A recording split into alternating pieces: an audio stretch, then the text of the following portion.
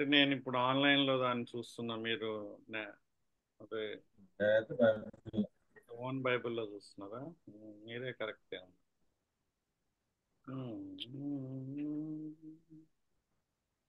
ఏమంటారు కేవీ రావు గారు? మీ బైబిల్ ఏముంది? కట్టుదునని యేసుతో చెప్పాను. 3 పర్ణశాలలు కట్టుదునని. పట్టుదునని. ఇది ఓ, అభిషేక్. సింగులర్ గా ఉంది. అభిషేక్,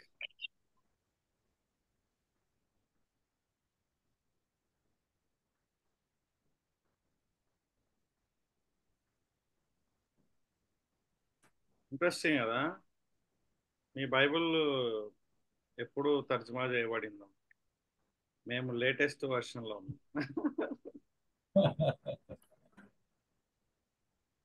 అంటే ఆన్లైన్లో చదివేటప్పుడు కొంచెం జాగ్రత్తగా ఉండాలనేది ఇది మనకి ఒక హెచ్చరికని ఇస్తుంది. ఇంత ముందు కూడా ఇట్లాంటి పరిస్థితులు కనిపించినాయి మనకి కదా. స్లైట్ వేరియేషన్స్ అనేటటువంటిది కనిపిస్తున్నాయి మనకు తెలియకుండా. రైట్. సో ఆ టైంలో మనం అంటే ఆ హోల్ స్టోరీలో ఒక ప్రాముఖ్యమైన విషయాన్ని మనం చూసుకున్నాం. ఏంటంటే పేతురు దేవుని రాజ్యం గురించినటువంటి విషయంలో, దేవుని ప్రణాళికల గురించి విషయంలో ఆయన అర్థం చేసుకోకపోవడం, సొంత ఆలోచనల గురించి మాట్లాడడం, అభిప్రాయాల గురించి మాట్లాడడం చూస్తున్నాం. ఇక్కడ మరలా క్రీస్తు శిలువని ఆ, అంటే శ్రమల ద్వారా ఏ విధంగా ముందుకు వెళ్ళాలి అనేటటువంటి మెయిన్ పాయింట్ అక్కడ డిస్కషన్ జరిగిందని లూకాలో నుంచి మనం నేర్చుకున్నాం. లూకా 9 అంటే 9వ అధ్యాయంలో ఈ మాటలు ఉంటాయి. మార్కు 9లో కూడా ఇవే కనిపిస్తాయి మనకి. అందుకే అక్కడ పరలోకం నుంచి వచ్చినటువంటి వాయిస్ ఏమని చెప్తున్నారు ఇక్కడ? ఈయన మాట వినుడని ఒక శబ్దం ఆ మేఘంలో. దేవుని యొక్క స్వరాన్ని లిటరల్ గా విన్నారు ఇక్కడ. ఇక్కడ మనం చూస్తే ఇద్దరు వ్యక్తుల్ని మనం చూస్తాం. త్రియేక దేవుడు అనడానికి ఒకానొక ఇంకొక చిన్న క్లూ అన్నమాట. ఇక్కడ మనకి ఇద్దరు వ్యక్తులు, బహుళ వ్యక్తులు ఇక్కడ మనకి కనిపిస్తున్నారు. రైట్. ఏం జరిగింది? కొండ దిగి వచ్చుచుండగా 9వ వచనంలో మనుష్య కుమారుడు మృతుల్లో నుండి లేచు వరకు ఈ దర్శనం మీరు ఎవరితోనూ చెప్పకూడని యేసు వారికి ఆజ్ఞాపించాను. సో దీన్ని దర్శనము అంటున్నాడు ఇక్కడ దేవుడు, యేసుక్రీస్తు ప్రభువు. జనరల్ గా దర్శనము అంటే మనం ఏమనుకుంటాం?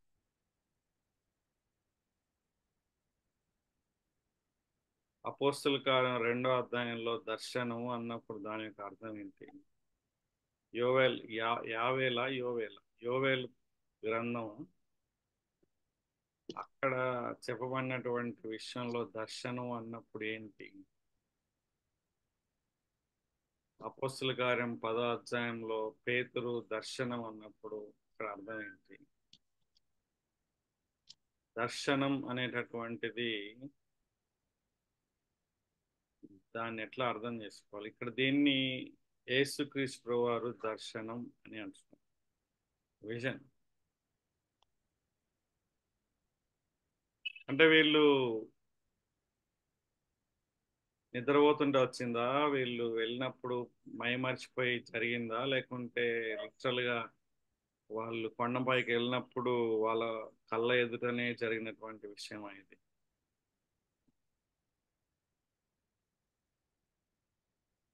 నిద్రపోయిన సీన్ అయితే ఏం లేదు.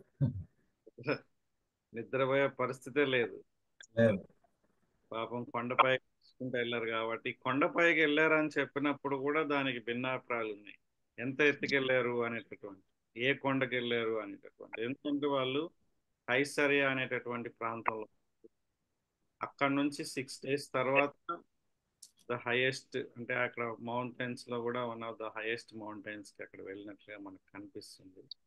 మరి అది పీక్ లెవెల్లోకి వెళ్ళారు, ఎక్కడ వెళ్ళారు అనేటటువంటిది ఇక్కడ ఒక ఆలోచన. ఓకే. సో వాళ్ళు నిద్రపోయే అవకాశం గా డైరెక్ట్ గా యేసుక్రీస్తు వారు రూపాంతరం చెందడం వాళ్ళు చూడడం జరిగింది.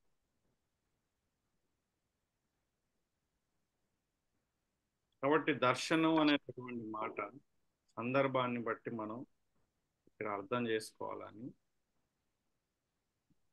మనం అర్థం చేసుకోవాలి. Okay. Sorry Rajesh, yes sir. Voice voice చాలా లోగా ఉంది. చాలా ఎందుకు చిన్న. ఎందుకు అట్లా? మిగతా అందరికి అట్లనే అనిపిస్తుందా? కొంచెం తక్కువ ఉంది రాజేష్. అంటే మీరు ఎవరు మాట్లాడతలేరు, అందుకని నా వాయిస్ తక్కువగానే ఉందండి. ఎక్కువ అయిపోయింది. ఇప్పుడు చాలా ఎక్కువ వస్తుంది. ఇప్పుడు వస్తుందా? Okay, thank you. Okay, done done. Done done done. చెప్పాలి. ఓకే, మా కంప్యూటర్లో ఏదో ప్రాబ్లం ఉన్నది. ఇప్పుడు ఐ థింక్ సరే.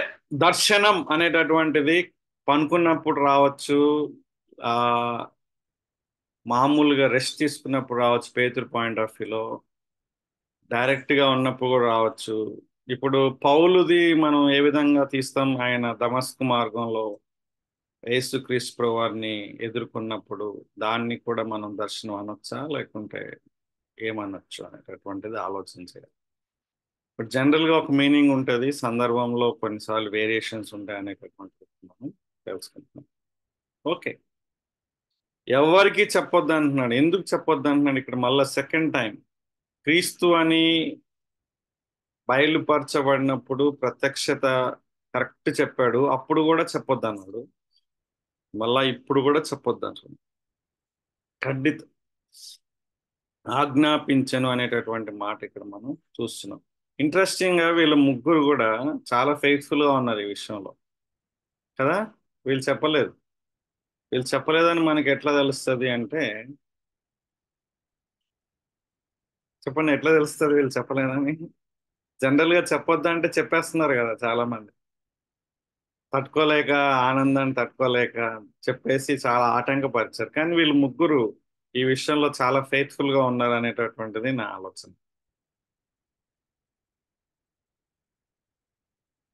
ఓకే, ఏం జరిగింది 10వ వచనంలో? అప్పుడు ఆయన శిష్యులు, ఇలాగైతే ఎలాగైతే ఈ ఆజ్ఞ చెప్పిన తర్వాత ఏలియా ముందుగా రావాలని శాస్త్రులు ఎందుకు చెప్తున్నారని ఆయనను అడిగిరి.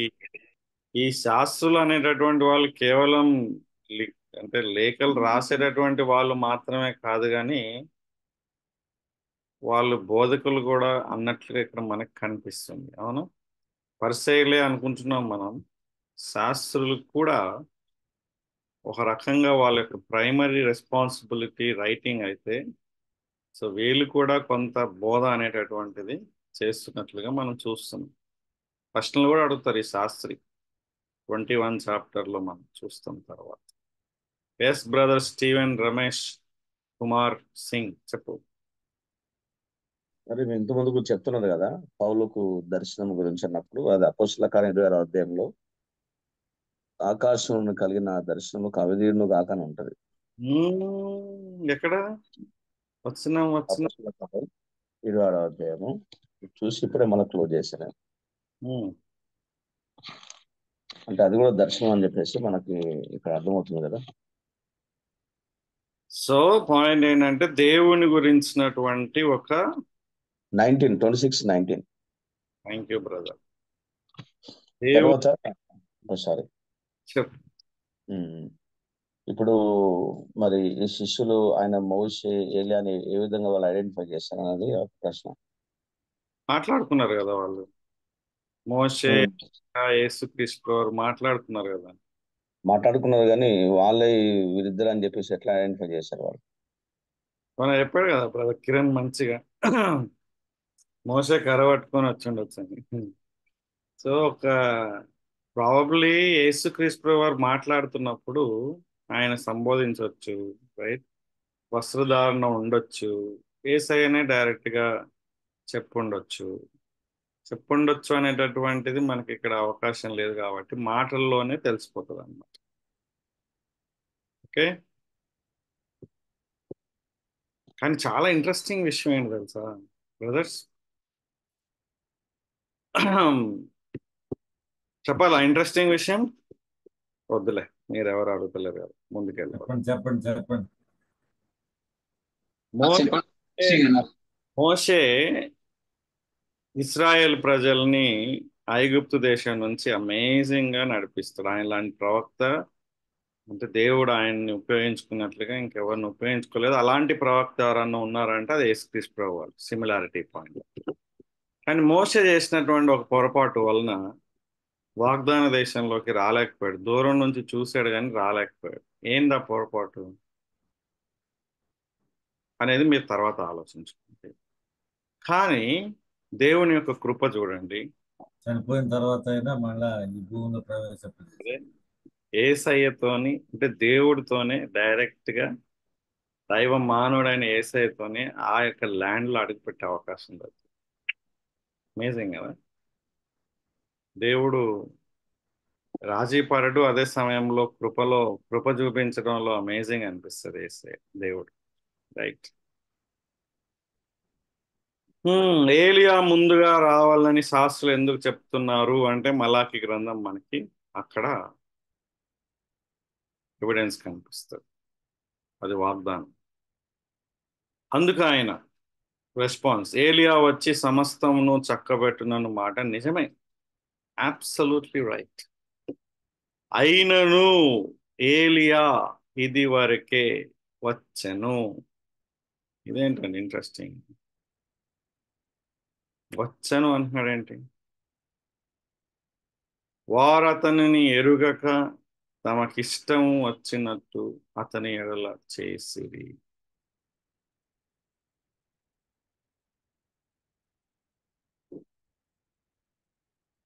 ఇప్పుడు ఇద్దరు ఏలియాలు కనిపిస్తున్నారు మనకి ఇక్కడ.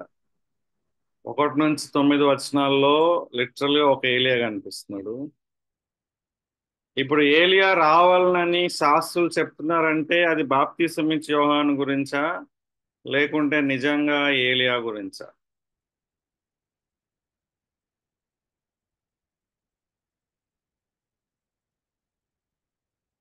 అని ఇదివరకే వచ్చిన ఉన్నది అక్కడ వాక్యంలో.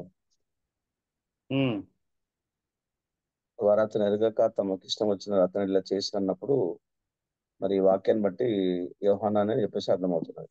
నేను శాస్త్రుల అడిగి పాయింట్ ఆఫ్ వ్యూలో అది పాత శాస్త్ర నిబంధనలో ఏలియా వస్తాడని ఎదురు చూస్తున్నారు. పిక్చర్ ఏలియా గురించి ఎదురు చేసి. కానీ మలకి గ్రంథాన్ని ఆధారం చేసుకుని ఉండొచ్చు. మరి యేసయ్య వస్తాడన్న మాట నిజమే అని చెప్పినప్పుడు లిటరల్ ఏలియానా లేకుంటే బాప్తిసం ఇచ్చే యోహాను గురించి? ఇప్పుడైతే వయసు బాప్తిసం ఇచ్చే యోహాను గురించి చెప్తా ఉన్నాడు. వచనం ప్రకారంగా 13వ వచనం ఇక్కడే ఉంది కదా. అప్పుడు ఆయన బాప్తిసం ఇచ్చి 11వ వచనం ప్రకారంగా ఏలియా వచ్చి సమస్తమును చక్కబెట్టునన్న మాట నిజమే అని చెప్పినప్పుడు ఆయన యోహానుని మైండ్ సెట్ లో పెట్టుకున్నాడా లేకుంటే ఏలియాని మైండ్ లో పెట్టుకొని మాట్లాడు? యోహాన్ని మిగతా వాళ్ళు ఏమంటారు? ఈ విషయంలో నేను డిసగ్రీ చేస్తున్నా మీతోని.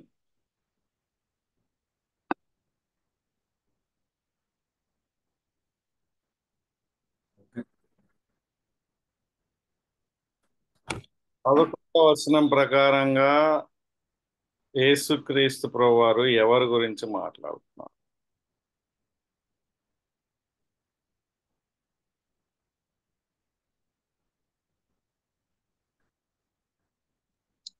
ఇక్కడ సమస్తమును చక్కపెట్టున్న మాట నిజమేననేది ఆలోచిస్తే మరి మార్గము సిద్ధపరచడానికి వచ్చింది యోహానే కదా. అంటే మేబీ ఈయన బాప్టిజం ఇచ్చి యోహాను గురించి మాట్లాడుతున్నాను చెప్పేసి ఒక ఆలోచన.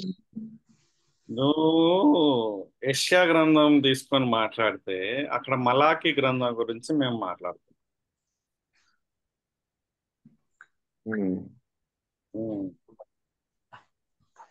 Anil GNBC Kondapur raise hand. Yes అన్న, ఇది ఇక్కడ బాప్తిసం ఇచ్చి యోహాను గురించి చెప్పబడింది అని నేను అనుకుంటున్నాను. ఎందుకు అని అంటే ఆల్రెడీ ఆయన వచ్చిండు అని చెప్పిండు. సో అది ఎక్కడ చెప్పిండు అంటే మత్తయి 11:14 మీకు మనసు ఉంటే రాబో ఏలియా కూడా ఇతడే అని యోహాను గురించి స్పష్టంగా చెప్పిండు కదా అన్న. ఉమ్. సో కాబట్టి ఇక్కడ బాప్తిస్మ ఇచ్చి యోహాను గురించి అని నేను అనుకుంటున్నాను. 11వ వచనంలో ఎస్ అన్న. అంటే వాళ్ళు 10వ వచనంలో లిటరల్ ఏలియా అని అడిగినప్పుడు 11వ వచనంలో ఆయన బాప్తిజం ఇచ్చి యోహాను అని ఎందుకు అనుకున్నాడు ఇక్కడ? ఎందుకంటే తర్వాత వచనంలో వచ్చిన వాడు ఇతడే అని కూడా ఉంది కదా అన్న. ఇక్కడ రాబో వాడు ఇతడే అని ఎక్కడుంది? 12వ వచనంలో ఆయన ఆల్రెడీ వచ్చాను అని ఉంది కదా. అయినను ఏలియా ఇదివరకే వచ్చాను అంటున్నాడు ఇక్కడ. అవును, ఇదివరకే వచ్చాను అని అంటే ఇదివరకే వచ్చిన ఆయన బాప్తిస్మ ఇచ్చి యోహాను అని అనుకుంటున్నాం కదా అన్న. అది కరెక్ట్. అక్కడ వరకు అది దట్స్ అన్ ఎక్స్ప్లెనేషన్. కానీ 11వ వచనంలో దేవుడికి అటువంటి ఆలోచన లేదనేటటువంటిది నా యొక్క ఆలోచన. ఎందుకంటే ఇప్పుడు ప్రశ్న ఏంటంటే లిటరల్గా వస్తాడా రాడా? వస్తాడు. ఎంతమంది వస్తారని నమ్ముతున్నారు బ్రదర్స్? వస్తాడా రాడా? రెండవ రాకడలో వస్తాడా? వస్తాడన్నా. మరి ఇప్పుడు ఇక్కడ ఏలియా అని చెప్పినప్పుడు బాప్తిసం ఇచ్చు యోహాను ఏలియా అని చెప్పినప్పుడు సిమిలారిటీ గురించి మాట్లాడుతున్నాడా, లిటరల్ గురించి మాట్లాడుతున్నాడా? సిమిలారిటీ. లూకా 1లో ఉన్నటువంటి పాయింట్ ని ఇక్కడ ఎస్టాబ్లిష్ చేస్తుంది. అవునా? ఏలియా వంటి ఆత్మ గలవాడై అనేటటువంటి మాట ఇక్కడ మనం చూస్తున్నాం. కాబట్టి లిటరల్ గా ఏలియా రావడం నిజమే, చక్కబెడతాడు అనేటటువంటి మాట నిజమే. కానీ ఏలియా లాంటి ఒక వ్యక్తి వచ్చాడు. క్రీస్తు ఏ విధంగా అయితే 2 కమింగ్స్ ఉన్నాయో, మొదటి రాకడ రెండవ రాకడ, ఏలియా అనేటటువంటి వ్యక్తికి కూడా ఇక్కడ 2 కనిపిస్తున్నాయి. కానీ యేసయ్యలాగా కాదు. ఇక్కడ ఇంట్రెస్టింగ్ గా బాప్తిసం ఇచ్చి యోహానే ఏలియా అనేటటువంటి పాయింట్ ఆఫ్ వ్యూలో ఇక్కడ మాట్లాడుతుంది. ఒకవేళ ఆ విధంగా మాట్లాడితే ఏలియా అనేటటువంటి వ్యక్తి మళ్ళా వచ్చేస్తాడు రెండో రాకడు. అంటే అప్పుడు రెవల్యూషన్ అనేటటువంటి ఒక పాయింట్ని లిటరల్గా తీసుకోవాల్సి వస్తుంది కదా. అది మొత్తం ఫిగరేటివ్ అనేటటువంటి వాళ్ళకి కొంచెం కష్టమైనటువంటి విషయం. దాంట్లో కూడా భిన్నాభిప్రాయాలు ఉన్నాయి. మోషే అనోక్ అని కొంతమంది, మోషే ఏలియా అని కొంతమంది. ఎక్కువ శాతం మోషే ఏలియా అంటారు. అది కేవలం సాదృశ్యంగా చెప్పారు అనేటటువంటిది కొంతమంది. Okay, right. సో ఇక్కడ పాయింట్ ఏంటంటే వీళ్ళకి డౌట్ వచ్చింది. అప్పుడు ఆయన శిష్యులు అంటున్నారు ఇక్కడ. అంటే యేసుక్రీస్తు రాకముందే ఏలియా వస్తాడు, అంటే క్రీస్తు రాకముందే ఏలియా వస్తాడు అనేటటువంటి ఒక పాయింట్ చాలా క్లియర్గా ఉంది. పైన ఏలియాని చూశారు వాళ్ళు లిటరల్గా. ఇప్పుడు స్టీవెన్ రమేష్ నువ్వు అడిగినటువంటి దానికి ఇక్కడ మనకి ఇంకో ఆన్సర్ దొరుకుతుంది.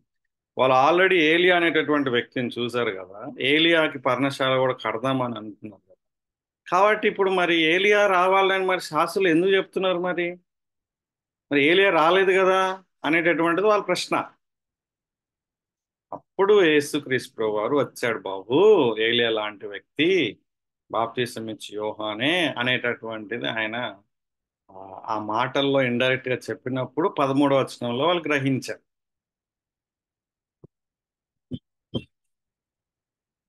Okay, right.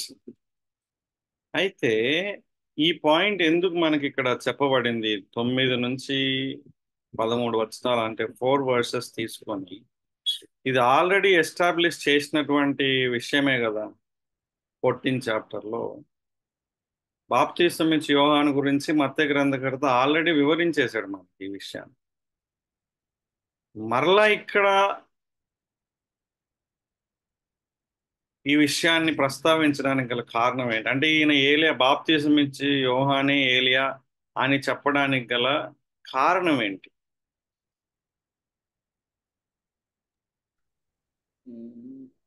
బహుశా అన్న ఇక్కడ అంటే మళ్ళా దాని గురించి ప్రస్తావించడానికి కారణం ఏంటంటే అన్ని చక్కపరచును అన్నప్పుడు క్రీస్తుకు మార్గంను సిద్ధపరిచే వ్యక్తిగా ఉన్నాడు. క్రీస్తు కూడా తన యొక్క మరణ పునరుద్ధానముల గురించి చెప్తున్నాడని అనిపిస్తుంది. ఎవరు చెప్తున్నారు?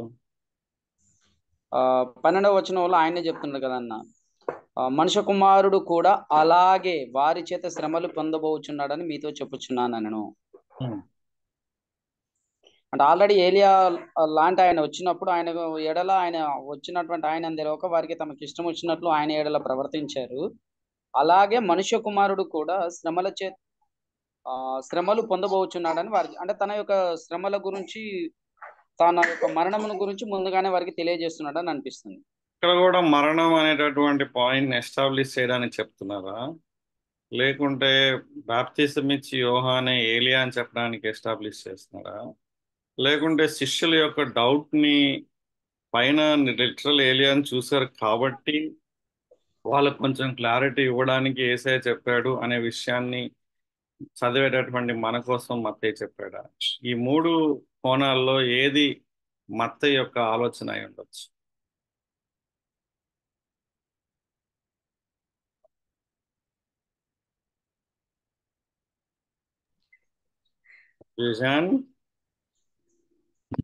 రైట్, అది మనం కంటిన్యూగా కన్ఫ్యూజ్ అవ్వడమే మన యొక్క జీవితం.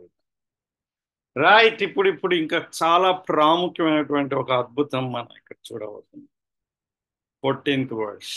వారు జన సమూహమునొద్దకు వచ్చినప్పుడు ఒకడు ఆయన యొద్దకు వచ్చి ఆయన ఎదుట మోకాళ్ళుని, ప్రభువా, అమేజింగ్, నా కుమారుని కరుణింపుము. ఇది మనం చేయాల్సినటువంటి ప్రేయర్. వాడు చాంద్ర రోగి అయి మిక్కిలి బాధపడుచున్నాడు. ఎలాగనగా అగ్నిలోను నీళ్ళలోను తరచుగా పడుచున్నాడు. నీ శిష్యుల యొద్దకు వానిని తీసుకొని వచ్చి తిని, కానీ వారు వానిని స్వస్థపరచలేకపోయారని చెప్పారు. అందుకు యేసు, విశ్వాసం లేని మూర్ఖతరం వాళ్ళ, మీతో నేను ఎంతకాలం ఉందును? ఈ మాటలు శిష్యులతోనే అంటున్నాడా? అందరి గురించి మాట్లాడు. ఎంతవరకు మిమ్మల్ని సహింతును? వానిని నా యొద్దకు తీసుకొని రండి అని చెప్పి. అంతటా యేసు ఆ దయ్యమును గద్దింపగా అది వానిని వదిలిపోయి ఆ గడియ నుండి ఆ చిన్నవాడు స్వస్థత నొందాడు. స్టోరీ ఇక్కడ దాకా ఉందా? ఇంకా కంటిన్యూ అవుతుంది. ఇక్కడ దాకా తీసుకుంటే మనం చాలా పొరపడవు. స్టోరీ కంటిన్యూ చేస్తున్నాం. తరువాత శిష్యులు ఏకాంతముగా యేసునొద్దకు వచ్చి, మేమెందుచేత దానిని వెళ్ళగొట్టలేకపోతామని అడిగిరి. ఈ ప్రశ్న వాళ్ళకి చాలా ప్రాముఖ్యమైన ప్రశ్న. ఎందుకు అడిగి ఉండొచ్చు వాళ్ళు? అందుకు ఆయన, మీ అల్ప విశ్వాసం చేతనే. మీకు ఆవగింజంత విశ్వాసం ఉండిన ఎడల ఈ కొండను చూచి ఇక్కడ నుండి అక్కడికి పొమ్మనగానే అది పోవును. కొండలను మనం మార్చుతా ఉండొచ్చు. శిష్యులకి ఎంత పవర్ ఉందో చూడండి. కొండల్ని రీప్లేస్ చేయొచ్చు అన్నమాట. అక్కడ కొండ ఇక్కడ, ఇక్కడ కొండ అక్కడ. మీకు అసాధ్యమైనది ఏది ఉండదని నిశ్చయముగా మీతో చెప్పుచున్నాను వారితో. సో ఇక్కడ ఈ లెసన్ చెప్పడానికి ఒక స్టోరీ అనేటటువంటిది మాథ్యూ చూపించారు. ఇది ఆయన ఆల్రెడీ పంపించాడు కదా, దయ్యాలు వెళ్ళగొట్టడానికి వాళ్ళకి సమస్తమైన అధికారాన్ని ఇచ్చినప్పుడు ప్రతి దయ్యాన్ని వాళ్ళు వెళ్ళగొట్టినట్లుగా 10వ అధ్యాయంలో మనకు కనిపిస్తుంది. In fact they are rejoicing. దయ్యాలు లోబడుతున్నాయని వాళ్ళు సంతోషం పడేటటువంటి సమయంలో మనకి లూకా గ్రంథకర్త ఒక వివరణ ఇస్తాడు. ఏంటి? దయ్యాలు లోబడుతున్నాయని కాదు, కానీ మీ యొక్క పేర్లు జీవ గ్రంథంలో ఉన్నాయని ఆ విషయంలో మీరు సంతోషించాలి. That is the most important thing, లేకుంటే జాయ్ఫుల్ థింగ్ అనేటటువంటిది అక్కడ ఎస్టాబ్లిష్ చేస్తుంది. యేసుక్రీస్తు ప్రభువారే స్వయాన చెప్పారు. సో అట్లాంటి ఎక్స్పీరియన్సెస్ ఉన్నటువంటి వీళ్ళు, ఒక వ్యక్తి ఇక్కడ దెయ్యాన్ని వెళ్ళగొట్టలేని పరిస్థితిలో ఉన్నారు. ఇక్కడ దానికి రీజన్స్ కూడా ఉన్నాయి, దానికి పరిష్కారం కూడా ఇవ్వబడింది. అది పాయింట్. ఓకే, చాంద్ర రోగి అన్నాడు కదా. ఏంటి చాంద్ర రోగం అంటే? మిస్టర్ అశోక్ కర్నూల్.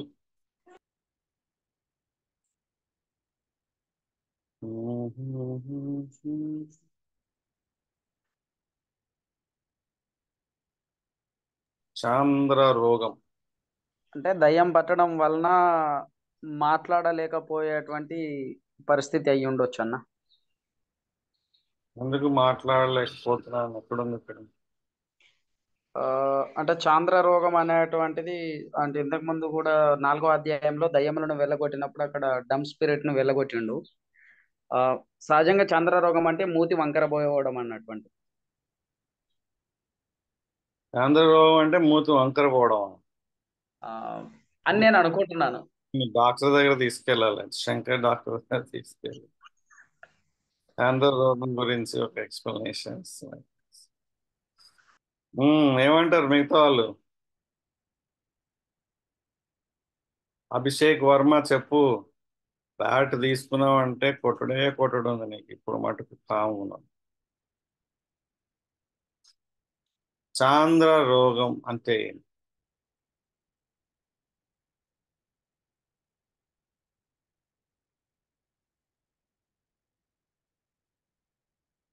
మిస్టర్ చక్రి బాబు,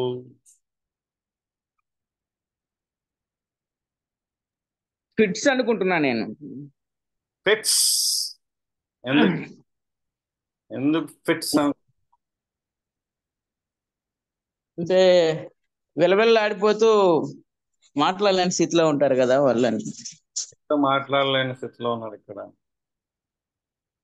అదే నీళ్ళలో పడిపోతున్నాడు అని.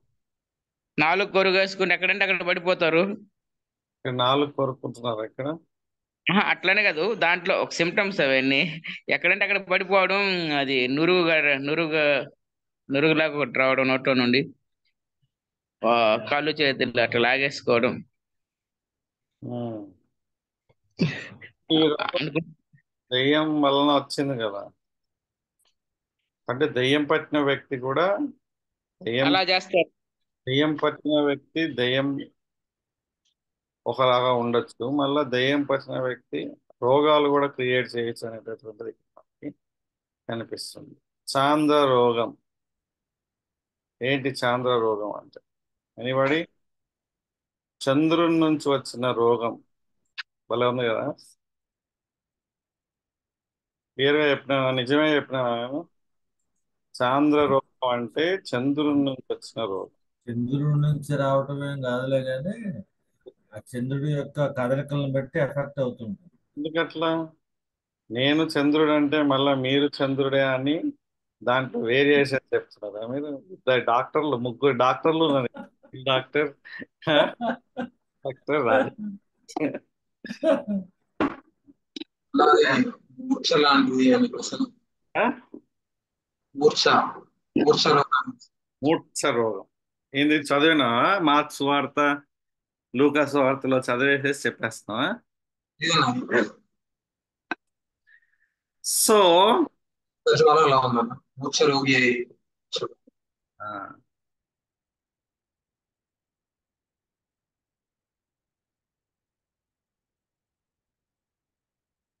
ఇజ్రాయెల్ ప్రజలు అంటే అప్పుడు కాలంలో ఉన్నటువంటి ప్రజలు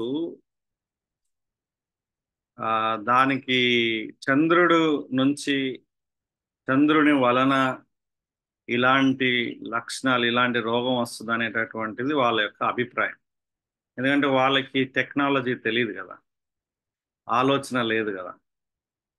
ఆ విధంగా తర్జుమా చేస్తే మనకు అట్లా కనిపిస్తుంది. ఇప్పుడు మీరు చెప్పినట్లుగా అది ఫిట్స్ లేకుంటే మూర్ఛపోవడం, ఎపిలిప్సీ అనేటటువంటిది ఇక్కడ మనం ఆ క్లారిటీ అనేటటువంటి దాని రోగం యొక్క సైంటిఫిక్ టర్మ్ ఇప్పుడు మనం మాట్లాడుతున్నాం. కానీ అప్పుడు కాలంలో చంద్రుడి వలన వచ్చినటువంటి వ్యాధి అనేటటువంటి ఒక నమ్మకం ఉంది. మరి నిజంగా చంద్రుడి వలన వస్తుందా రాదా అనేటటువంటిది ఆలోచన చేయాలి. 103వ కీర్తనలో ఉందా ఈ మాటలు? పగలెండ దెబ్బ అయినను రాత్రి వెన్నెల దెబ్బ. ఎప్పుడన్నా ఆలోచన చేశారా? వెన్నెల దెబ్బ ఏంటా బాబు? ఎండ దెబ్బ అంటే తెలుసు మనకి, ఎండ దెబ్బతో చచ్చిపోవడం చనిపోయారు ఈ మధ్య కాలంలో కూడా. వెన్నెల దెబ్బ ఏంటి? మేబీ దీనికి దానికి లింక్ ఏమైనా ఉందా? సో అది ఆలోచన చేయండి. అంటే చాంద్ర రోగం, లూనటిక్, లూనార్ అంటే ఈ యొక్క లూనార్ అంటే ఏంటి? అమావాస్యనా? చంద్రగ్రహణం. చంద్రగ్రహణం. ఆ టైంలో దానివల్ల ఎఫెక్ట్ అయినటువంటి ఒక విధానం అనేటటువంటి ఇక్కడ మనకు కనిపిస్తుంది. So that's an understanding of those people, అప్పుడున్నటువంటి వాళ్ళకి. ఎందుకంటే జ్వరం అంటే కూడా జ్వరమే అంటారు, రైట్? కానీ ఆ జ్వరం దేని వలన వచ్చింది అనేటటువంటి చాలా మందికి తెలియదు కదా. కాబట్టి పేతురు అసలు జ్వరంతో బాధపడుతుంది అన్నప్పుడు జ్వరం అనేటటువంటిది ఒక సిమ్టమ్ మాత్రమే, ఆమెకున్నటువంటి వ్యాధి అక్కడ ఇవ్వబడలేదు. అది మనం అర్థం చేసుకోవాలి. జ్వరం అనేటటువంటిది వ్యాధి కాదు, వ్యాధిని తెలిపేటటువంటి ఒక లక్షణం. జ్వరమే వ్యాధి అనుకుంటే మనం చాలా పొరపాటు చేస్తాం. కాబట్టి అక్కడ డిస్క్రిప్షన్ లేదు ఆమెకు ఎలాంటి వ్యాధి ఉంది అనేటట్టు, సింపుల్గా జ్వరంతో బాధపడు. ఆ విధంగా వీళ్ళు కూడా చాంద్ర రోగి అయిందని మనకి చాలా అద్భుతమైనటువంటి తర్జుమా చేయడం జరిగింది. వేరే తర్జుమాలు ఎవరి దగ్గర ఉంటే చదువుకుంటే తెలుస్తుంది మనకి. మూర్ఛపోవడం, రైట్? వాటన్ని ఎలాగా ఇప్పుడు అగ్నిలో నీళ్ళలో తరచుగా పడుతున్నాడు. యాక్చువల్గా ఫిట్స్ వచ్చిన వాళ్ళు ఎక్కడ పడతారు? చక్కెరి మామూలుగా రోడ్డు పైన పడతారు కదా. కానీ ఈ వ్యక్తి ఎక్కడంటే అక్కడ పడుతున్నాడు. అంటే నీళ్ళుంటే నీళ్ళలో పడతారేమో ఫిట్స్ వచ్చిన వాళ్ళు. అది ఎక్కడంటే అక్కడ, అది సడన్ గా వచ్చినప్పుడు ఎక్కడైనా పడిపోతారు కదా. ఎక్కడైనా పడిపోతారా? ఎక్కడైనా పడిపోతారు. అంటే నేను లిటరల్ గా చూసాను, అందుకని. అంటే వాళ్ళకి మనం చెప్పులు ఇస్తారు ఎందుకని? చాలా మంది సడన్ గా పడిపోతారు, ఎక్కడంటే అక్కడ పడిపోతారు. ఫర్ ఎగ్జాంపుల్ మా క్లాస్మేట్ ఒక అబ్బాయి అట్లా చేశారు. మంచం మీద పడుకొని ఉన్నాడు, పడుకొని ఉండి అది పక్కన హీటర్ పెట్టింది, జస్ట్ ఉన్నట్టుండి ఫిట్స్ వచ్చేసింది, పడిపోయాడు మంచం మీద నుండి, జస్ట్ మిస్ అయ్యాడు. అంటే అది ఏ టైం అంటే అది చెప్పలేము, అది అంటే నాకు తెలిసిన. యాక్చువల్గా ఎక్కడ పడితే అక్కడ పడిపోయేదా, లేకపోతే ప్రిప్లాన్డ్ గా లోన్ ఉన్న దయ్యం నీళ్లు కనపడినప్పుడు, అగ్ని కనపడినప్పుడు వీడిని చంపేయడానికి ప్రేరేపిస్తుందా? అంటే ఇప్పుడు మేము మీరేమో స్పెసిఫిక్ గా ఈ కాంటెక్స్ట్ గురించి మాట్లాడుతున్నారు, మేము జనరల్ గా ఫిట్స్ యొక్క ఆలోచన మాట్లాడుతున్నాం. సో మీ పాయింట్ ఆఫ్ వ్యూలో దెయ్యం యొక్క ఇన్వాల్వ్మెంట్ కూడా ఇక్కడ ఉందండి, రైట్? సో ఆ రోగం కలుగజేసి ఆ రోగం యొక్క బాధితుడు మనం. సో అంటే రోగము కలిగించేటటువంటి ఆ విధానం గురించి ఇక్కడ మనం చూస్తున్నాం. చాలా బాధపడుతున్నారు వాళ్ళ డాడీ.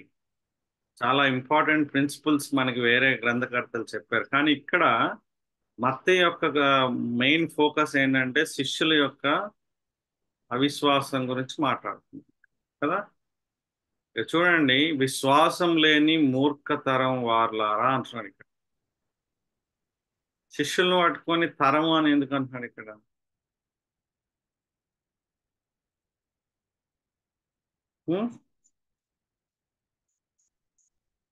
మీతో నేను ఎంతకాలం ఉందును, ఎంతవరకు మిమ్మల్ని సహింతును అన్నప్పుడు అది ఎక్స్క్లూజివ్గా శిష్యుల గురించి మాట్లాడు. కానీ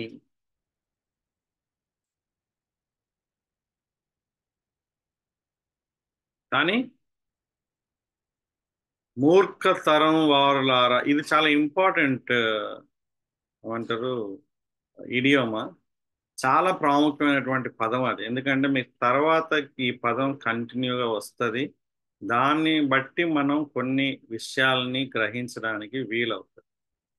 అది అర్థం చేసుకోండి. ఒకటి తీసుకురమ్మని చెప్తున్నాడు, యేసుక్రీస్తు ప్రభువు వారు గద్దించిన తర్వాత వదిలిపోయింది. చిన్నవాడు స్వస్థత పొందాడు. శిష్యులకి డౌట్ వచ్చింది కదా, ఇంతకుముందు మనం చూసుకున్నట్లుగానే వాళ్ళకి డౌట్ వచ్చింది. ఏంటా డౌట్? మేమెందుకు చేయలేకపోయాను. మస్తు అనిపిస్తుంది కదా ఇట్లా. వాయ్, నా వాళ్ళు ఎందుకు కాలేదు? మేము చేయగలిగాం కదా ఒకప్పుడు, few months back or years back. అది ఎప్పుడు జరిగిందో మరి. ఇది థర్డ్ ఇయర్లో, మేబీ ఆయన కమిషన్ ఇచ్చిన సెకండ్ ఇయర్లో ఉండొచ్చు. మేబీ నెలల వ్యవధిలోనే ఇంతగా దేవుని శక్తిని చూసినటువంటి మేము ఎందుకు చూడలేదు అన్నప్పుడు, యేసుక్రీస్తు వారు మీ అల్ప విశ్వాసం అంటారు. వేరే దగ్గర ప్రార్థన. సో ప్రార్థన, విశ్వాసం ఇన్సపరబుల్. రెండింటిని వేరు చేయలేం. మెయిన్గా అది నాకు తెలిసినంత వరకు కంటిన్యూగా దేవుడితో ప్రేయర్లో గడపడం అంటే, విశ్వాసం ఉంటేనే ప్రార్థన చేస్తారు, ప్రార్థన చేస్తేనే మనకి విశ్వాసం వస్తుంది. ఆ పాయింట్ ఆఫ్ వ్యూలో మనం చూసుకోవాలి. అయితే ఇక్కడ ఒక 2 స్టేట్మెంట్లు ఇవ్వడం జరిగింది. మీకు ఆవగింజంత విశ్వాసం ఉండిన ఎడల ఈ కొండను చూసి ఇక్కడ నుండి అక్కడే పొమ్మనగానే అది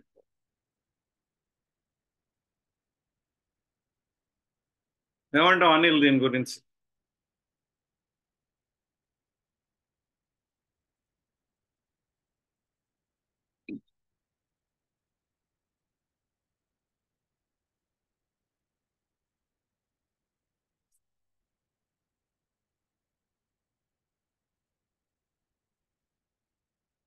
మీకు అసాధ్యమైనది ఏది నుండదని నిశ్చయముగా మీకు చెప్పుచున్నాను. యాక్చువల్గా అసాధ్యమైనది ఏది ఉండకుండా ఉండేది ఎవరికి? దేవుడికా, మనుషులకా?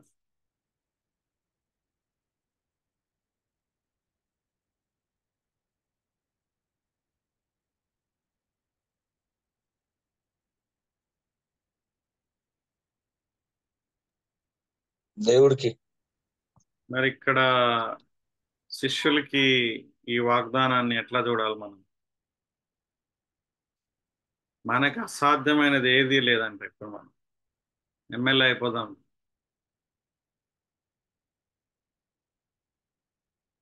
అయిపోదామా ఎమ్మెల్యే?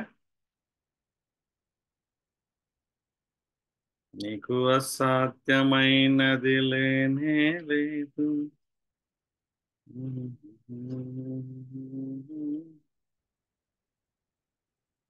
ఆవగింజంత విశ్వాసం అంటే కొంచెం విశ్వాసం. అల్ప విశ్వాసం అంటే ఇది నాకు అర్థం కానటువంటి విషయం. అల్ప విశ్వాసానికి ఆవగింజ విశ్వాసానికి తేడా ఏంటి?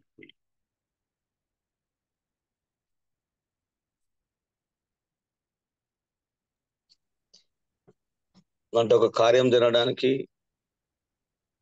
దేవుడు ఒక కార్యం చేయడానికి ఉండవలసినంతగా విశ్వాసం లేకపోయినప్పుడు అల్ప విశ్వాసం అనుకోవచ్చని. ఆవగింజ విశ్వాసం అన్నట్టే అంటే గొప్ప గొప్ప సమస్యలను కాదు కానీ ఎగ్జాంపుల్ గా కొండను చూసినట్టుగా అలాంటి కార్యాలు కూడా చేయగలదని చెప్పేసి నేను అర్థం చేసుకోవచ్చు అని అనుకుంటుంది. ఏమంటారు బ్రదర్స్ మిగతా వాళ్ళు? Faith size does not matter అన్నట్టు, even as small as mustard seed అంత కన్సిస్టెంట్ ఫెయిత్ ఉంటే నథింగ్ ఈజ్ ఇంపాసిబుల్ అనొచ్చు. లేకుంటే అల్ప విశ్వాసం అంటే డౌట్లీ ఫెయిత్. అంటే డౌట్లీ ఫెయిత్ అంటే ఇన్కంప్లీట్ ఫెయిత్. ఓకే, సందేహంతో కూడినటువంటి విశ్వాసమా? ఏమంటారు మిగతా బ్రదర్స్? అల్ప విశ్వాసంకి ఆవగింజ విశ్వాసం అని తేడా. రెండు కూడా చిన్నగానే కనిపిస్తున్నాయి కదా మనకి. అల్ప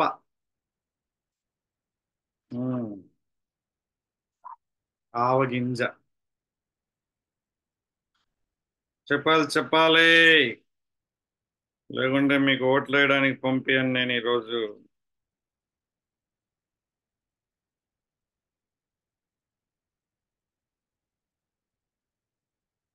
బ్రదర్ కిరణ్ చెప్పినటువంటి ఆలోచన మంచిగా అనిపిస్తుంది కదా మనకి. వీళ్ళు శిష్యులు ఎందుకు చేయలేకపోయారు? వాళ్ళు సందేహం వచ్చేసింది వాళ్ళు. ఇప్పుడు ఏమంటున్నాడంటే కొంచెం ఉన్నా చాలు ఇంక్రీజ్ అవుతుంది మీకు. ఎట్లా ఇంక్రీజ్ అవుతుంది అది? త్రూ ప్రేయర్ అనేటటువంటి పాయింట్ మాట్లాడుతుంది. కొండను చూసి అక్కడ ఇక్కడ అంటే ఏంటి అది అర్థం? ఏం చెప్తే ఇక్కడ నుంచి వెళ్ళిపోమంటే అక్కడికి వెళ్ళిపోతుంది అంటే ఏ పాయింట్ని అక్కడ ఎస్టాబ్లిష్ చేస్తున్నారు అక్కడ? అది ఒక ఇడియోమేటిక్ ఎక్స్ప్రెషన్ అన్నమాట. అంటే అర్థం ఏంటి?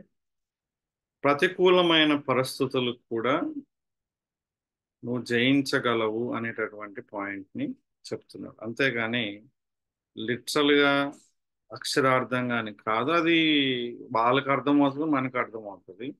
కానీ ఇప్పుడు ఈ యొక్క విషయాల్ని భౌతిక సంబంధమైన ఆశీర్వాదాలు పొందుకోవడానికి ఏ కారు కావాలంటే ఆ కారు పొందుకోవచ్చు, ఏ ఇల్లు కావాలంటే ఆ ఇల్లు మనం పొందుకోవచ్చు అనేటటువంటి ఫిజికల్ బ్లెస్సింగ్స్ కి మలుచుకునేటటువంటి అవకాశాలు మనకి ఎక్కువగా కనిపిస్తాయి. సో దాని గురించి మీ అభిప్రాయం ఏంటి? అది చెప్తున్నాడు ఇక్కడ. ఎందుకంటే ఇక్కడ చూడండి, మీ అవిశ్వాసం అల్ప విశ్వాసం చేతనే అన్నప్పుడు ఇక్కడ మనం దీంట్లో చూస్తే, ఐ మీన్ ఇంగ్లీష్ బైబిల్లో చూస్తే అన్బిలీఫ్ అనేటటువంటి మాట, అవిశ్వాసం అనేటటువంటి మాట కనిపిస్తుంది. అల్ప విశ్వాసము అనేటటువంటిది అవిశ్వాసము అనేటటువంటిది కనిపిస్తుంది. గ్రీక్ లో కూడా అదే కనిపిస్తుంది. ఓకే, అవిశ్వాసం. సో ఇప్పుడు అల్ప అనే మాట కనిపించింది కాబట్టి కొంచెం విశ్వాసం ఉంది అని కాదు అక్కడ అర్థం. వాళ్ళకి విశ్వాసం లేదని అర్థం. ఓకే, ఐ థింక్ వేరే తర్జుమాలో ఎక్కడ ఏమన్నా ఉందేమో చూస్తున్నా. తెలుగులోనే మనకి 4 తర్జుమాలు ఉన్నాయి కదా, ఆ 4 తర్జుమాల్లో ఏమన్నా వేరే పదం ఉపయోగించారేమో చూడడానికి ప్రయత్నం చేస్తాం. దృఢ విశ్వాసం లేదు అనేటటువంటిది ఒక తర్జుమా. ఓకే, లిటిల్ ఫెయిత్ అని ఉంది. అదే లిటిల్ది కొంచెం కష్టమే యాక్చువల్గా తర్జుమా చేసిరేమో. వాళ్ళకు ఉందనుకొని గ్రంథకర్తలు అట్లా చేసిరేమో. సో వీళ్ళు డైరెక్ట్ గా మత్తయి గ్రంథకర్త ఇచ్చేసిర్రు వేరే రాతప్రతుల్లో. అంటే ప్రార్థన ద్వారానే అవుతుంది, అల్ప విశ్వాసమే కారణం అని చెప్తుంది. వేరే తర్జుమాలో విశ్వాసం లేని తరమా వక్ర మార్గం పట్టిన తరమా అని ఉన్నది. విశ్వాసం లేని తరమా వక్ర మార్గం పట్టిన తరమా నేను ఎంతకాలం మీతో ఉంటాను. అది అయిపోయింది, అది కాదు ఇక్కడ 20వ వచనం అల్ప విశ్వాసం. సో అల్ప విశ్వాసమే అవిశ్వాసం అనేటటువంటిది ఇక్కడ మనం అర్థం. కేజీబీలో అయితే అన్బిలీఫ్ అనే ఉంది. అన్బిలీఫ్ అంటే కేజేవికి అయినా కూడా నేను గ్రీక్ పదం చూస్తున్నా. గ్రీక్ పదంలో కూడా అవిశ్వాసం అనేటటువంటిది ఇక్కడ వాడబడింది. అంటే తెలుగులో ఎంత మంచి తర్జుమా చేసేవాళ్ళు ఇక్కడ ఎందుకు అల్ప విశ్వాసం అని పెట్టారు అనేటటువంటిది. అల్ప విశ్వాసం, ఆవగింజ సిమిలర్ గా కనిపిస్తున్నాయి మనకి, కానీ ఆ రెండింటికి చాలా పెద్ద డిఫరెన్స్ ఉంది. ఆవగింజ అంటే కొంచెమన్నా విశ్వాసం, విశ్వాసం కొంచెం ఉన్నా కూడా అది పెరుగుతుంది. దేవుణ్ణి తెలుసుకుంటున్న కొలది, దేవునితో సహవాసం చేస్తున్న కొలది విశ్వాసం అభివృద్ధి చెందుతుంది ఆయన పట్ల మనకి. ఆ విధంగా ఉన్నప్పుడు ఆయనకి మనం ప్రార్థన చేయగలం. ఒకవేళ అది లేకపోతే ప్రార్థన మనం చేయలేం. మార్క్ గ్రంథకర్త ఏమంటాడు? ఇలాంటిది ప్రార్థన వలననే కానీ మరి దేని వలన కూడా కాదని చెప్తాడు. ఎలా చేయాలి అనేటటువంటిది ఇక్కడ ఇస్తాడన్నమాట. కానీ ఇక్కడ ఈ ఎగ్జాంపుల్ ఇస్తున్నాడు, నీకు ఆవగింజంత విశ్వాసం ఉంది నేడు. అక్కడ కూడా చెప్పాడు ఆవగింజ గురించి బ్రదర్స్. ఆవగింజ గురించి మార్క్ సువార్తలో, లూకా సువార్తలో కూడా చెప్పాడా?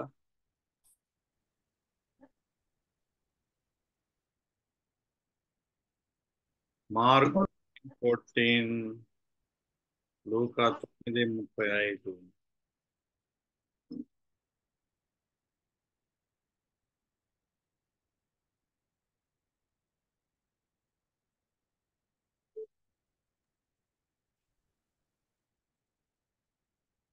చెప్పలేదా? మార్కులు అయితే ఏం లేదు, ఆవగింజ కూడా ఏం కనపడట్లేదు. తీయలేదు అక్కడ. ఓకే, ఇక్కడ లూకాలో మిగతా వాళ్ళు ఎవరు చూస్తలేరా? ఓట్ల కోసం బయలుదేరారా ఏంటి? మా దగ్గర అయితే మా పక్కనే అలా వెళ్ళి అలా ఓటేసి వచ్చేయచ్చు.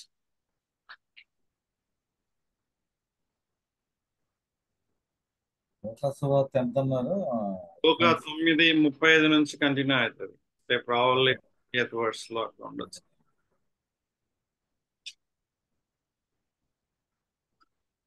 ఈజీగా గుర్తుపెట్టుకోవాలి. లూకా సువార్త, మార్క్ సువార్త, రూపాంతర కొండ 9వ అధ్యాయంలో ఉంటాయి, మాథ్యూ 17లో ఉంటాయి.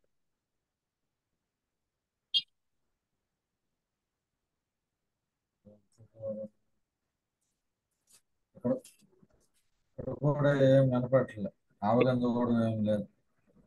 సో ఇప్పుడు విశ్వాసము, ప్రేయర్ అనేటటువంటిది అంటే ఇవన్నీ కూడా చెప్పినప్పటికీ మాథ్యూ ఫోకస్ వచ్చి విశ్వాసం, వాళ్ళ ఫోకస్ వచ్చి ప్రేయర్. అంటే ఈ రెండు కూడా ఒకదానికొకటి సంబంధించినవి ఉన్నాయండి. విశ్వాసం, మార్కులో అయితే మళ్ళీ ఉపవాసం అనేది కూడా కలుపుతాడు ఫుట్ నోట్ లో. ఉపవాసం, ప్రేయర్ అనేటటువంటిది అక్కడ అంటే ఇంటెన్సిటీ. ప్రేయర్ ఇంకా ఇంటెన్సిటీ చేయాలి అని అంటే విశ్వాసం లేకుండా ప్రేయర్ చేయలేరు, ప్రేయర్ చేయకుండా ఇలాంటి పరిస్థితులు, ప్రతికూలమైన పరిస్థితుల్ని అధిగమించలేము అనేటటువంటి చూపిస్తుంది. కాబట్టి ఈ వచనం మీకు అసాధ్యమైనది ఏది ఉండదు అనేటటువంటిది చాలా ఇంపార్టెంట్ వచనం.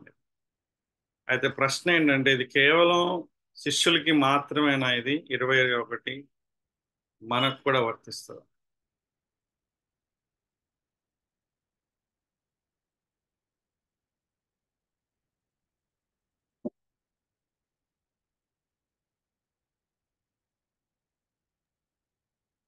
యూనివర్సల్ అనుకుంటారు. ఎట్లా యూనివర్సల్ అనుకుంటారు? అంటే శిష్యులు వచ్చి అడిగినా కానీ it was address to the whole congregation. ఎవరైతే దేవుని వెంబడిస్తున్నారో physically at that time available with them or not only, but it was example given to all కదా. అట్లా చెప్తాం మనం. అక్కడ శిష్యులే అడిగారు, మేము ఎందుకు చేయలేకపోయినాం అంటున్నారు. ఎందుకంటే వాళ్ళు ఒకప్పుడు చేశారు. ఇప్పుడు మీరు ఎందుకు చేయలేకపోతున్నారంటే మీకు విశ్వాసం లేదు అంటున్నారు. సో కాబట్టి ఇప్పుడు అది శిష్యులు కాకుండా అక్కడ ఉన్నటువంటి కాంగ్రిగేషన్ కూడా చెప్పడం లేదు ఆయన, కేవలం శిష్యులుగా చెప్తున్నారు. అంటే ఆ సిచ్యువేషన్ శిష్యులు కనిపించినా గానీ అప్లికబుల్ టు ఆల్ కదా ఫెయిత్ అనేసరికి.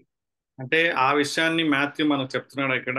మత్తయి కూడా ఆ పాయింట్ నుంచి మీకు కూడా అంటే ఇప్పుడు మత్తయి ద్వారా దేవుడు ఇప్పుడు మనకు కూడా ఆ యొక్క టీచింగ్ ఇస్తున్నాడా అనేటటువంటిది ఆలోచన చేయాలి. శిష్యుల్లో జరిగినటువంటి ఇన్సిడెంట్ ని ఇక్కడ చెప్పాడు. ఇప్పుడు చూడండి, శిష్యుల్లో ఇప్పుడు ఏం జరిగింది, వాళ్ళు కొండ దిగి వచ్చినప్పుడు అక్కడ జరిగిన సన్నివేశం గురించి మత్తయి గ్రంథకర్త మనకి వివరించాడు. కానీ ఇప్పుడు ఆ స్టోరీలో నుంచి మనకి ఏమైనా అప్లికేషన్ ఇస్తున్నాడా, డైరెక్ట్ గా కానీ ఇండైరెక్ట్ గా కానీ అనేటటువంటిది ఏదైనా టీచింగ్ ఇవ్వడం జరుగుతుందా ఇక్కడ? లేకుంటే ఫస్ట్ అది నేర్చుకోవాలి. సెకండ్ ఏంటంటే ఆ స్టోరీలో నుంచి మనం ప్రిన్సిపల్ని డ్రా చేయాలి. ప్రిన్సిపల్ ఇప్పుడు ఈ స్టోరీ అనేటటువంటిది దేని గురించి మాట్లాడుతున్నారు ఇక్కడ? విశ్వాసం గురించి మాట్లాడు, అవునా? అవిశ్వాసం గురించి మాట్లాడు.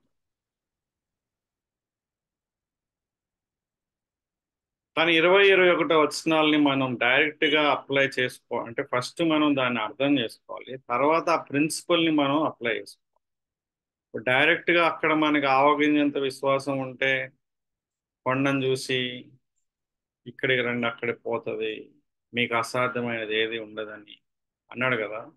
ఆ వాగ్దానాన్ని మిగతా ప్రజలందరూ అంటే అప్పుడున్నటువంటి వాళ్ళు మనం తీసుకోవచ్చా? తీసుకుంటే మత్తయి సువార్త 10వ అధ్యాయాన్ని మనం ఎందుకు తీసుకోలేము? మనం ఆల్రెడీ దాన్ని క్లియర్గా డీల్ చేసాం. ఏం చేసామంటే అది ఎక్స్క్లూసివ్గా కొంతమంది ప్రజలకే అంటే శిష్యులకి మాత్రమే ఇవ్వబడింది ఆ అధికారం అనేటటువంటిది చాలా క్లియర్గా ఎస్టాబ్లిష్ చేసాం. అవునా? ఇప్పుడు కూడా మీరు ఆలోచన చేస్తే మత్తయి 10 అనేటటువంటిది మనకి ఏ విధంగా కూడా వర్తిస్తుందా? చాలా ఇంట్రెస్టింగ్ కదా. కొన్ని వర్తిస్తాయి మనకి, కొన్ని వర్తించవు. ఏది వర్తిస్తుంది ఏది వర్తించదు అని ఏ యొక్క కొలమానంతో మనం దాన్ని తీసుకోవాలి? అంటే జరగడం లేదు కాబట్టి ఇది నాకు వర్తించదు అని చెప్పడం కరెక్టా, లేకుంటే అక్కడ ఉన్నటువంటి ఆ సందర్భాన్ని బట్టి ఆ ప్రిన్సిపల్స్ని బట్టి ఇది శిష్యులకు వర్తిస్తుంది, ఇది శిష్యులకు అందరికి వర్తిస్తుంది అనేటటువంటి విషయం. బైబిల్ ఇంటర్ప్రిటేషన్లో ఇది వన్ ఆఫ్ ద చాలా ప్రాముఖ్యమైనటువంటి నిర్ణయం. మేబీ సిరిల్ ఈ విషయాలు మీకు తర్వాత డీల్ చేస్తారు. కానీ ఈ ప్రశ్నతోని మిమ్మల్ని ఆలోచింపజేయాలని కోరుకుంటున్నాను.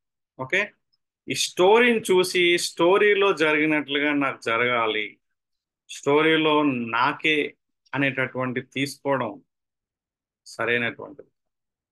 ఈ స్టోరీ నుంచి మాథ్యూ ఏం చెప్తున్నాడో అది కనుక్కొని అది అప్లై చేసుకోవాలి. నెరేషన్లో ఇది ఒక పెద్ద సమస్య, చాలా పెద్ద సమస్య కదా. Okay, time up. God bless you brothers. Good to see you after long time and continue to discuss about it. Next వచనంలో కూడా చాలా అద్భుతమైనటువంటి ఒక సూపర్ డూపర్ ప్రిన్సిపల్ మనకు కనిపిస్తుంది 24వ నుంచి. కాబట్టి ఏ విధంగా వీటిని మనం అర్థం చేసుకోవాలి, అప్లై చేసుకోవాలి అనేటటువంటిది మనం దేవుని యొక్క సహాయాన్ని కోరుకుంటాం. ఓకే, మిస్టర్ అనిల్ ప్రేయర్ చేస్తావా? ఎస్ అన్నా.